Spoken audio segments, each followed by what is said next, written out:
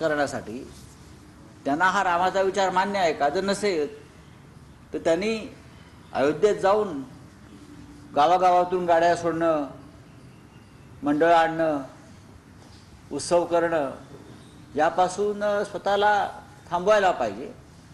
लोकशाहीच्या मंदिरामध्ये तुम्ही अशी हत्याकांड करायची लोकशाहीची, लोकप्रतिनिधींचं बलिदान आणि हौतात्म्य द्यायचं आणि तुम्ही एका दुसऱ्या बाजूला राम मंदिराच्या भजनात सामील व्हायचं, यासारखा देशाचा दुसरा अपमान आणि देशाच्या लोकशाहीची मिमिक्री आणि मॉकरी नाही. 22 तारखेला उद्घाटन होतंय. सोनिया गांधींना आणि मल्लिकार्जुन खरगेंना निमंत्रण देण्यात आलेलं आहे. चांगली गोष्ट आहे. उद्धव ठाकरे यांना ते आमंत्रण देणार नाहीत. ज्या कारणासाठी अडवाणी यांना आमंत्रण दिलेलं नाही, कारण आम्ही सगळे त्या राम मंदिराच्या आंदोलनात सहभागी, संपूर्ण शिवसेना, बाळासाहेब ठाकरे, आम्ही सगळे त्यातले आरोपी आहोत. मी स्वतः त्यातला एक आरोपी आहे.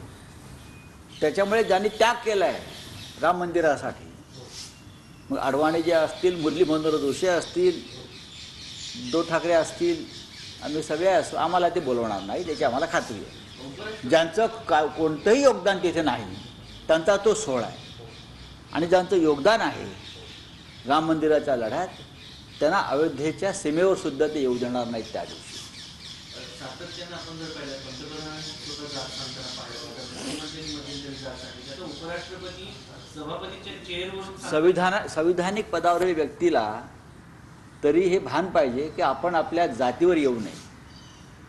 या देशाचे संविधान, जर तुम्ही संविधानाचे रक्षण करते आहात तर या संविधानामध्ये जात आणि धर्माला अशा प्रकारे उघड करून राजकारण करण्याची परवानगी नाही.